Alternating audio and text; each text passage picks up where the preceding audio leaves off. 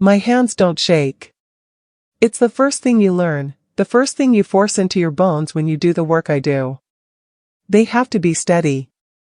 They have to be a place of calm, a still point in the spinning, terrified world of the women who call me. So when my phone buzzed on the nightstand, its screen splitting the 2 a.m. darkness with a single, coded word, lighthouse, my hands were perfectly still as I picked it up.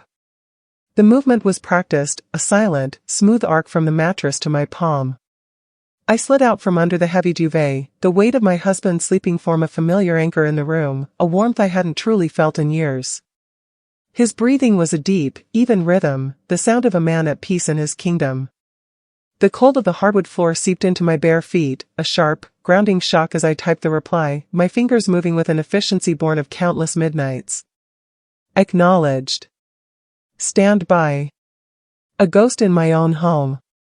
A secret agent in a war being waged just inches from a sleeping man who believed he owned the peace I was shattering. In the inside bathroom, I closed the door before flicking the switch. The light was unforgivably bright. It showed everything the darkness kindly hid. The faint, feathery lines around my eyes that hadn't been there 5 years ago. The tired slump of my shoulders, carrying a weight no one could see. I splashed cold water on my face, the droplets tracing paths down my skin like tears I wouldn't allow myself to shed. I met my own gaze in the mirror. This was the face of Alara Vance. By day, a partner in a small, respectable literary agency. By night, a co-founder of the Ariadne Network, a clandestine organization that specialized in helping women and their children banish from the prisons of their own homes. This was the face of a woman who could look into the eyes of pure, animal terror and not flinch, who could orchestrate a disappearance with the cold, precise logic of a chess master, and whose voice could be a lifeline, a promise whispered into the void, you will be safe. You will be free. And this very same face, was the face of a woman whose own wedding ring felt like a brand, a circle of cold, heavy gold that promised forever while slowly, quietly, compressing the very bone beneath it. The duality of my life was a suit I put on every single day, a second skin tailored from silence and secrets. By sunrise, I was in our small, unmarked office downtown, a space that fronted as pen and quill literary agency. The air here was different. It smelled of strong, bitter coffee and the faint, metallic tang of nervous energy. Maps of the city and state were spread across the large, scarred wooden table, a landscape of escape routes and safe houses.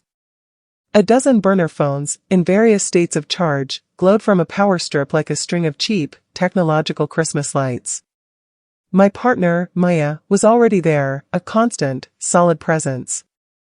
She was the heart to my head, the empathy to my strategy. She handed me a chipped ceramic mug filled with a brew strong enough to wake the dead. Lena's the one, she said, her voice low and gravelly with the early hour. She's ready. The signal came through an hour ago. She used the code word Azure. Lena. 28 years old.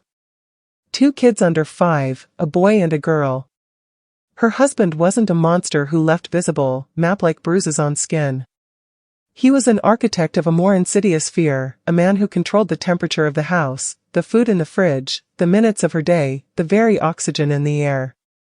He'd never broken a bone, but he'd systematically fractured her spirit, her will, her sense of self, in 1,000 tiny, invisible ways.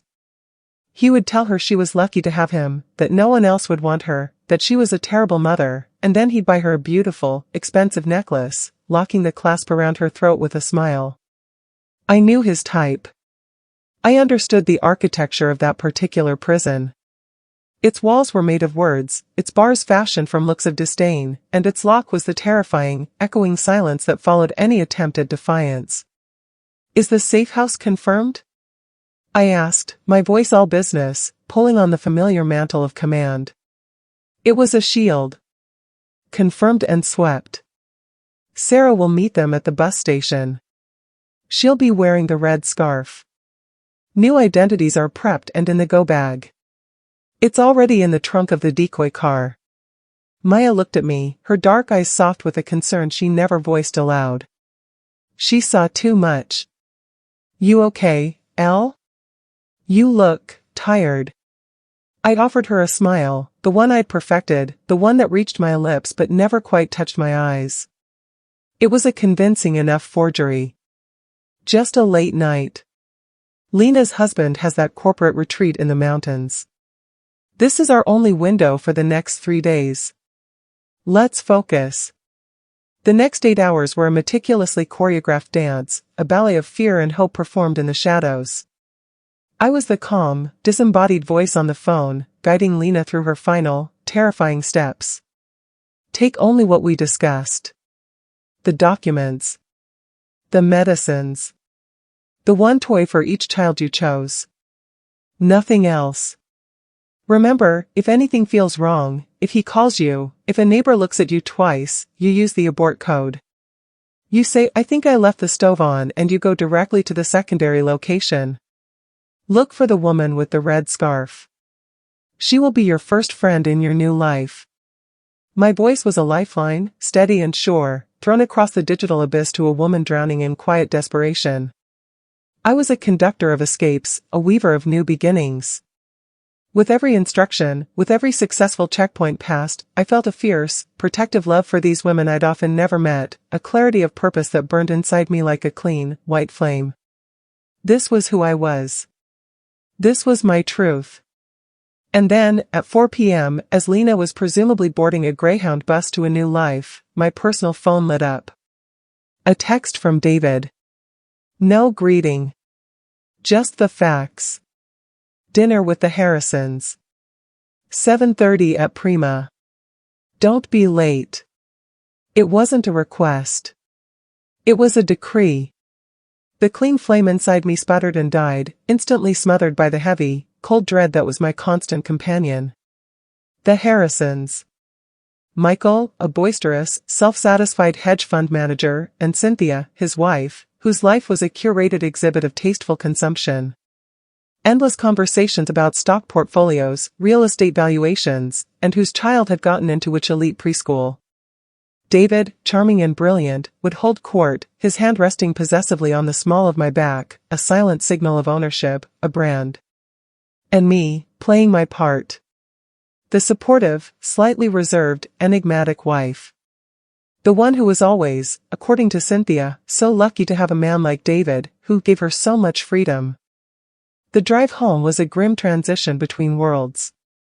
I left Alara, the rescuer, the strategist, the woman of purpose, in the driver's seat of my car, and I walked into the beautiful, silent tomb of my house as Alara, the wife.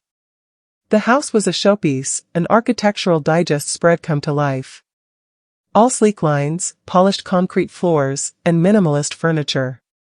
Everything was in its place, a study in controlled perfection. It was cold. Impeccably clean, but cold. There were no messy stacks of books by the chair, no discarded shoes by the door, no child's crayon drawing stuck to the refrigerator with a magnet.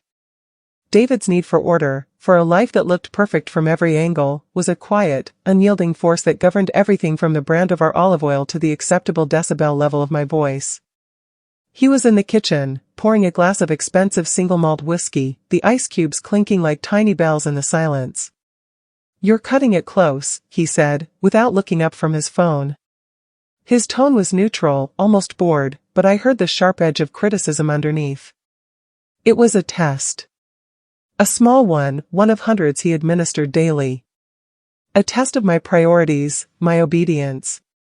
Lena's extraction ran long, I said, hanging my coat in the closet, precisely on the hook he designated for it. There was a complication. A neighbor was unusually chatty. We had to delay the primary exit. He finally turned, his gaze sweeping over me, assessing, cataloging. He was a handsome man, David. Classically so. Chiseled features, hair that was always perfectly styled, the confident posture of a successful corporate lawyer who was used to winning. But his eyes, sometimes, they were like chips of ice, devoid of any real warmth. I hope you're not going to be distracted tonight. This isn't one of your projects. Michael Harrison is a very important connection for me. The partnership vote is next month. I need him on my side. I won't be distracted, I said, the words automatic, a mantra of submission. I felt my shoulders tighten, my spine straighten into the posture he preferred.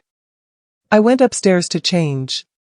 In my walk-in closet, my clothes were neatly organized, a sea of tasteful neutrals, beiges, grays, creams. They were my costume. Next to them hung my work clothes, soft, worn jeans, comfortable, oversized sweaters, a pair of scuffed boots. The uniform of my real life. I reached out and touched the sleeve of an old, soft cashmere cardigan, a gift from Maya. It smelled of coffee and the faint, clean scent of the safe house, of shared fear and collective courage. It smelled of freedom. This was my secret pain, the deep, seismic fissure running right down the center of my soul. I helped women escape abusive homes while quietly pretending my own marriage wasn't killing me. The irony was a bitter taste in my mouth, a constant, acrid companion. The dinner was a special kind of torture, a masterclass in societal performance. I sat at the polished walnut table, the crystal glasses gleaming like diamonds under the low, ambient light, and I smiled. I nodded at the right moments. I laughed, a light, tinkling sound, at Michael Harrison's bland, slightly sexist jokes. David's hand was on my knee, a heavy, warm weight. To anyone else, it was a gesture of affection, of connection. To me, it was a shackle, a physical reminder of my captivity. He was telling a story about a difficult case he'd won, his voice confident, expansive, painting himself as the brilliant, unflappable hero of his own narrative. And I was the supporting character, the quiet, serene wife who provided the beautiful, stable backdrop for his triumphs. "You're so lucky, Alara," Cynthia Harrison said, leaning in conspiratorially, her perfume a cloud of jasmine and money.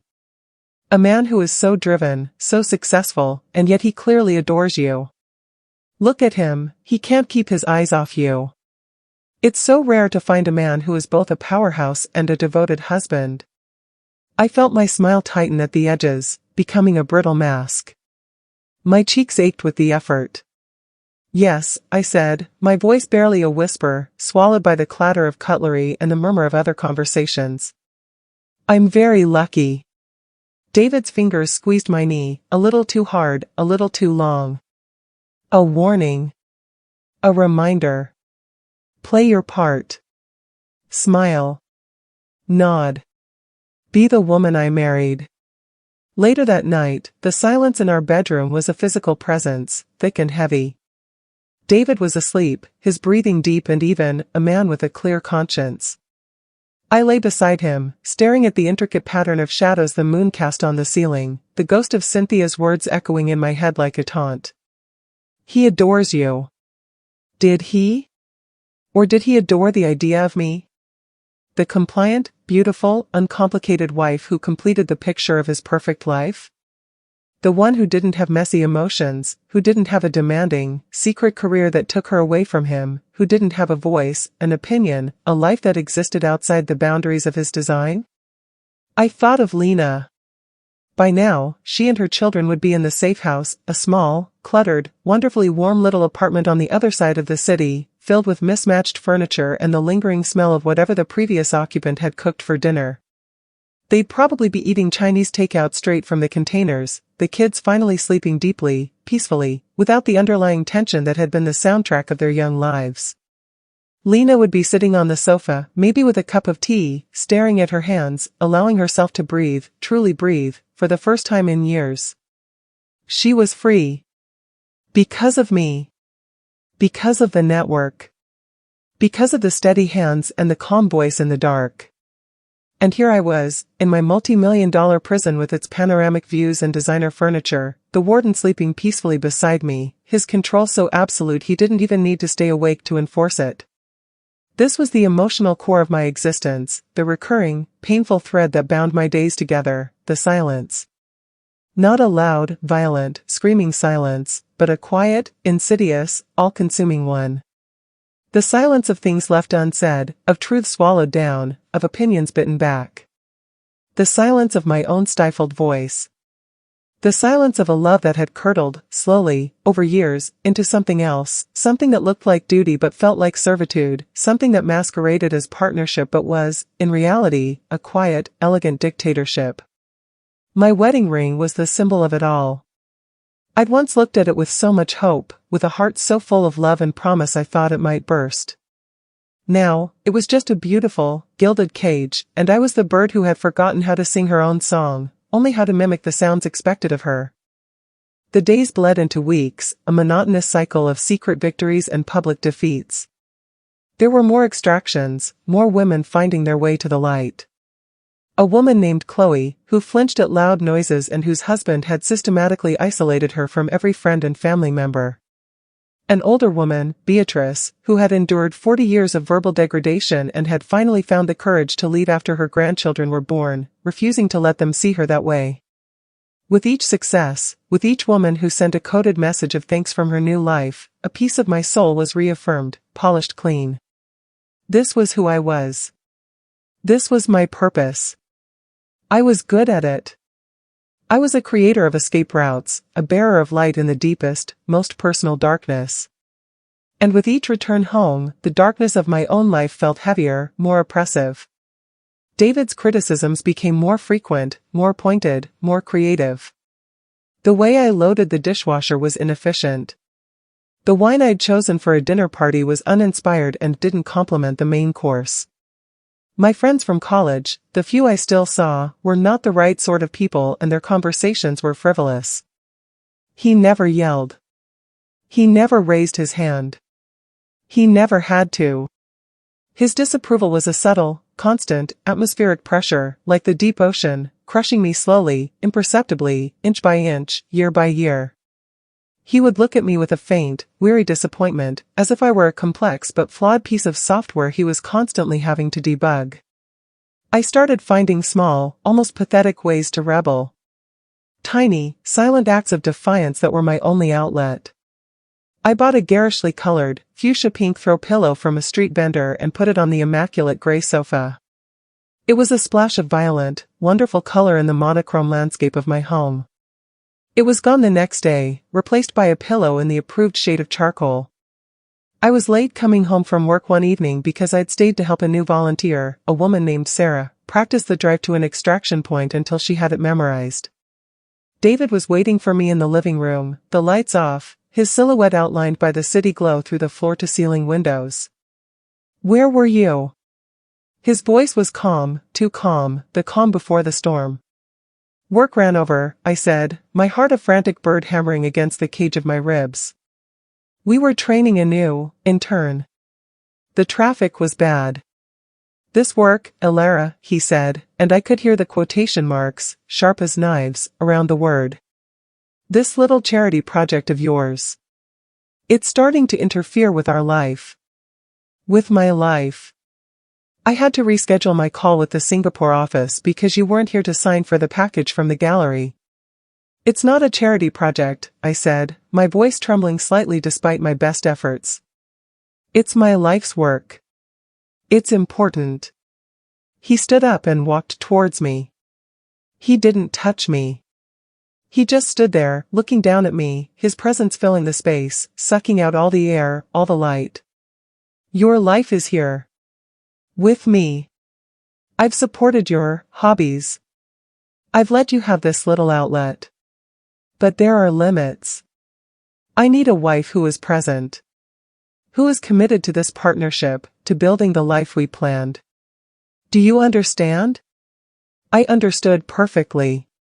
My work, the very thing that gave me meaning, that saved lives, was a hobby to him.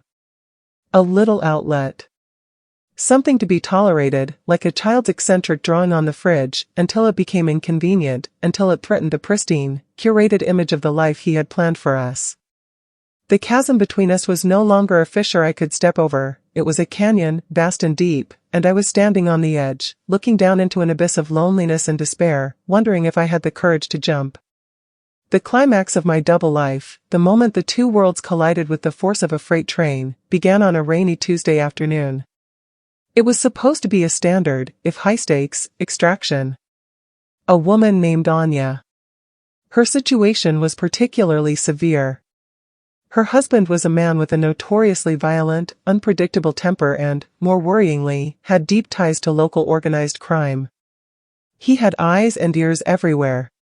We had to be extra careful, more paranoid than usual. The plan was for her to leave during her weekly grocery trip to a large, anonymous supermarket on the outskirts of the city. We had a decoy car, a change of vehicles in a deserted mall parking lot, and a route that carefully avoided all major traffic cameras and known patrol routes. I was at the office, my focus absolute, the world narrowed down to the map on the table and the headset over my ears. Maya was monitoring the police scanners, her brow furrowed in concentration. I was on the phone with Anya, my voice a low, steady murmur, a calm center in her hurricane of fear. "You're doing great, Anya. Just perfect. Put the groceries in the car. Now, start the engine. Drive to the public library, just like we practiced. No faster than the speed limit. You're just a mom running errands." And then my personal phone rang. David. I let it go to voicemail. My focus was Anya.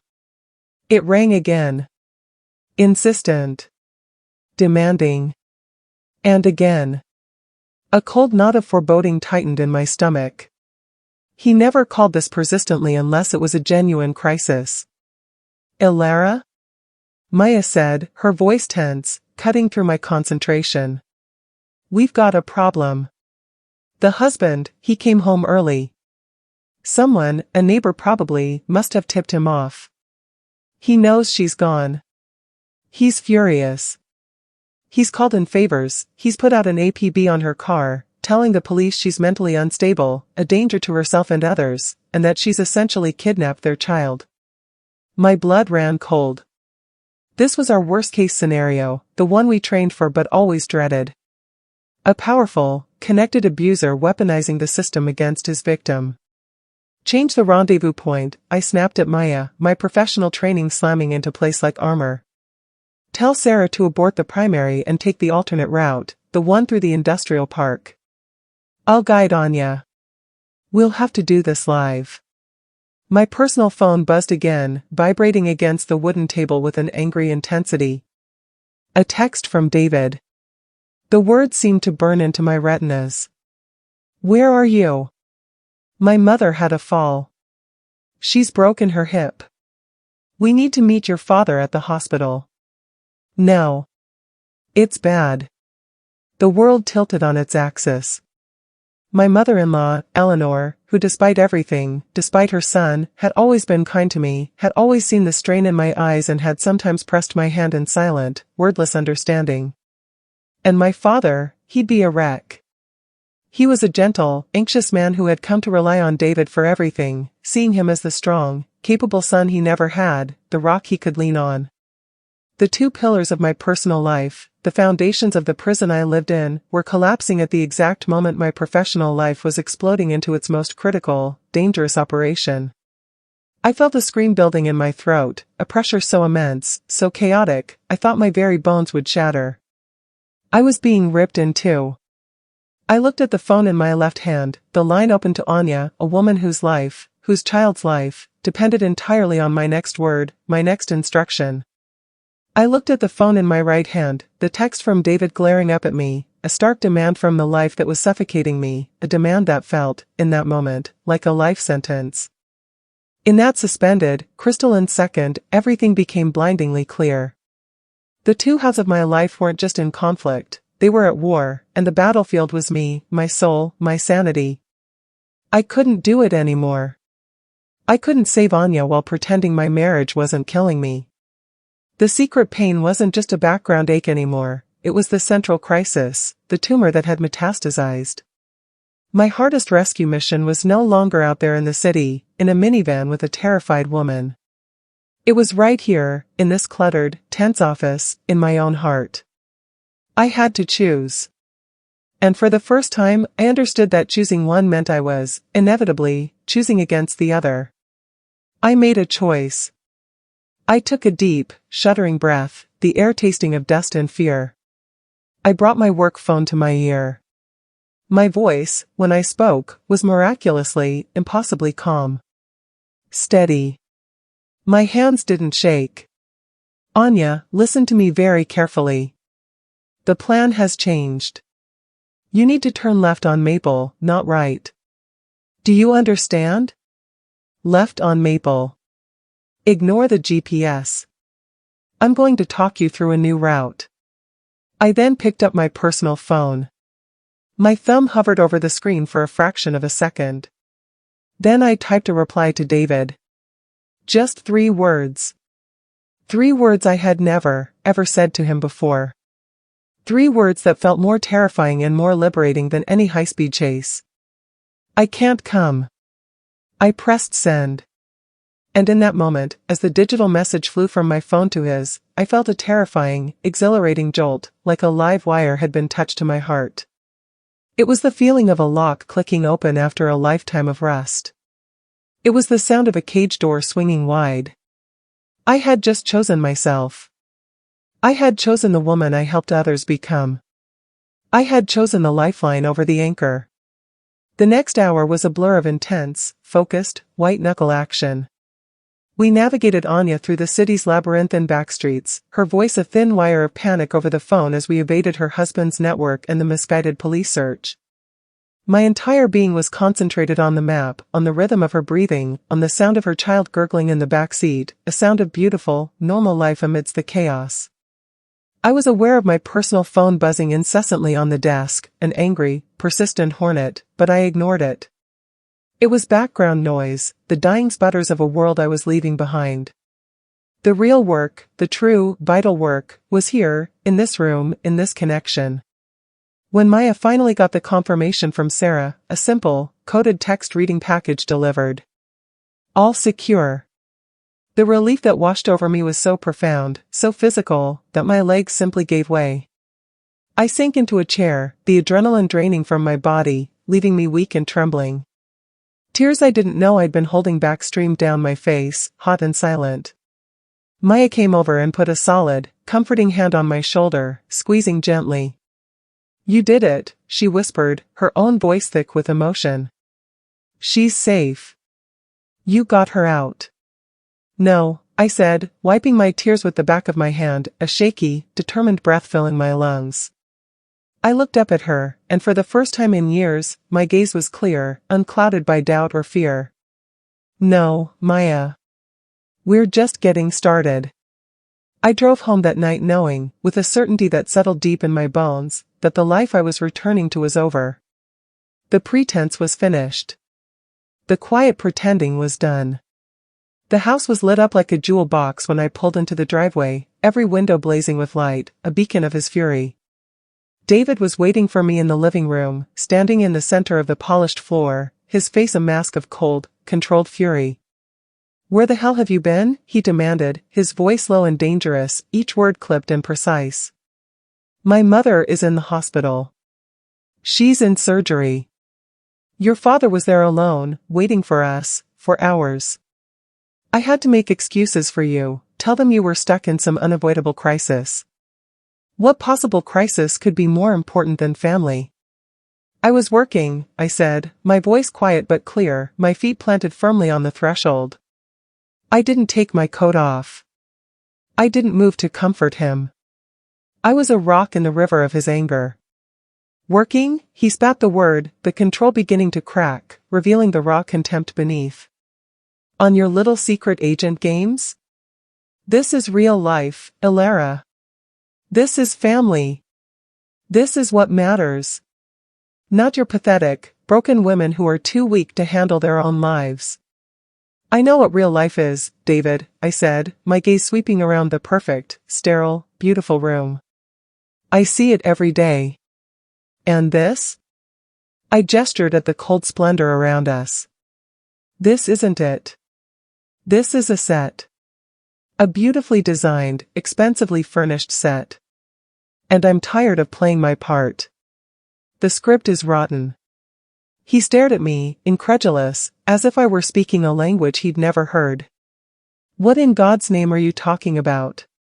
I'm talking about the fact that I help women escape men like you every single day. The words hung in the air between us, stark and final, shattering the last pane of glass in our fragile world. His face changed. The anger was still there, a raging fire, but it was joined by something else, a flicker of genuine shock, and then a deep, smug condescension that was somehow worse than the rage. Men like me? Elara, don't be hysterical. Don't be dramatic. I've never laid a hand on you. I've given you everything. This house, this life, the freedom to pursue your little interests. You didn't have to use your hands, David, I said, and now my voice was strong, it was my own. It was the voice I used with Lena, with Chloe, with Anya. The voice of unvarnished, unflinching truth. You built a beautiful cage. The most beautiful cage anyone could imagine. You used words instead of fists. You used disappointment instead of threats. You used financial control, social isolation, and the slow, steady erosion of my confidence. You controlled the money, the friends, the very space I was allowed to take up in this world. You made yourself the sun and expected me to be a planet, orbiting around you, grateful for whatever light and warmth you deigned to shine on me. But it's a cold light, David. And I've been freezing to death for years. I looked at him, really looked at him, past the handsome face and the expensive suit, and I saw not a monster, but a small, deeply frightened man who needed to control his entire world because he was so terrified of the chaos of real emotion, of equality, of a partner who was truly his equal. And I felt a sudden, startling pang of pity for him, but it wasn't enough. It wasn't nearly enough to make me stay. I'm leaving, I said. The words were simple. A statement of fact. He laughed, a short, harsh, ugly sound that echoed in the vast room. Leave? To go where? To do what? To go play hero with your pathetic, broken women? You have nothing without me, Elara. Nothing. No money, no status, no home. You'll be nothing. I looked down at my left hand. At the wedding ring, that symbol of a promise that had become a prison sentence. I slowly, deliberately, twisted it off my finger. It came off easier than I thought it would, as if my finger had already been shrinking away from it for years. I held it for a moment, feeling its cold, dead weight in my palm. Then I placed it on the cold, glass surface of the coffee table. The sound it made was a tiny, final, definitive click. You're wrong, I said, meeting his stunned gaze one last time. Without you, I have myself. And that, David, is everything. I turned and walked out of the beautiful house. I didn't look back. I got into my car and I drove. I didn't know where I was going, only that I was moving, that the wheels were turning, that I was putting distance between myself and the life I had just incinerated. I was the one escaping now. I was Lena, I was Chloe, I was Beatrice, I was Anya. I was every woman I had ever helped. The rescuer had finally, turned the key on her own cage. The ghost was leaving the tomb, and she was going to learn how to live in the sunlight. That was 2 years ago. The resolution wasn't a single, cinematic moment, but a slow, painful, and profoundly beautiful unfolding, like a flower pushing its way up through cracked concrete. I moved in with Maya for a few months, sleeping on her sofa, surrounded by the comforting, chaotic evidence of a life fully lived. The divorce was ugly, as I knew it would be. David fought dirty, using his legal prowess to try and dismantle me. He hired private investigators to dig into the Ariadne network, trying to find something, anything, to discredit us. He tried to paint me as an unstable, negligent, delusional wife who had abandoned her loving husband in his time of need. But I had Maya. I had the quiet, fierce loyalty of dozens of women we had helped, women who would have walked through fire for me. I had the truth on my side, and for the first time I had the courage to stand firmly in it, my hand steady, my voice clear. My father was confused and deeply hurt at first. He couldn't understand why I would leave a good man like David, a man who provided for me, who took care of things. He loves you, Elara, he'd say, his voice frail with worry. He's just driven. It took time, and many long, difficult, tear-filled conversations, but we slowly, painstakingly, found our way back to each other. He started to see the woman I was without David's shadow constantly falling over me. He saw me laugh again, a real, unforced laugh. He saw the light return to my eyes. He started to listen when I talked about my work, really listen, and the pride I saw in his eyes then was a pride I had never seen before, a pride that was for me, for the person I was, not for the role I was playing. The Ariadne network didn't just survive the scrutiny, it thrived. We went public, in a careful, secure, and strategic way. We became a legitimate, respected nonprofit, with proper funding, a board of directors, and a larger, more robust network of safe houses across the state. My story, my secret pain, became a source of immense strength and connection for the organization. I understood the subtle, invisible prisons in a way that only someone who had lived in one could. I could train new volunteers not just on the logistics of escape, but on the psychology of the captor, on the slow, insidious ways a spirit can be broken without a single punch being thrown. My pain had become my purpose, refined and hardened into a tool of liberation. My legacy isn't just the hundreds of women and children we've helped to safety, though that is the work I am most proud of. It's the life I built for myself afterward, from the ashes of the old one. I live in a small, wonderfully messy apartment filled with books stacked on the floor, art made by the children of the women we've helped, and plants I'm constantly trying not to kill. I have a large, fluffy cat who sheds white hair on every dark surface and who sleeps curled against my side at night. I laugh loudly, and sometimes at nothing at all.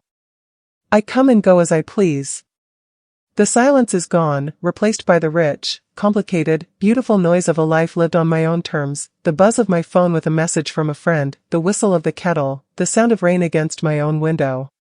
Sometimes, late at night, when the city is quiet, I think about that moment of impossible choice in the office. The two phones in my hands, the two lives pulling me apart. I thought I was choosing between my duty and my life. But I was wrong. I was finally understanding that they were the same thing. My duty was to my own life, to the truth of who I was. My hardest rescue mission was saving the one person I had left behind for so long, myself. And I did. So if you are out there, listening to my voice, sitting in your own beautiful, silent, gilded cage, your spirit slowly being compressed by the weight of someone else's expectations, hearing the whispers that tell you you're lucky, you're safe, you have everything you need, know this one thing, the only thing that really matters, the moral of my entire story, the bravest, most terrifying, and most necessary journey you will ever make is the 18-inch journey from your head, where you know the truth, to your heart, where you must finally believe it, and then out into the world, where you must live it. It is the journey from where you are, to where you are free. And you can make it. I am living proof. You just have to, however you can, for however long it takes, choose yourself.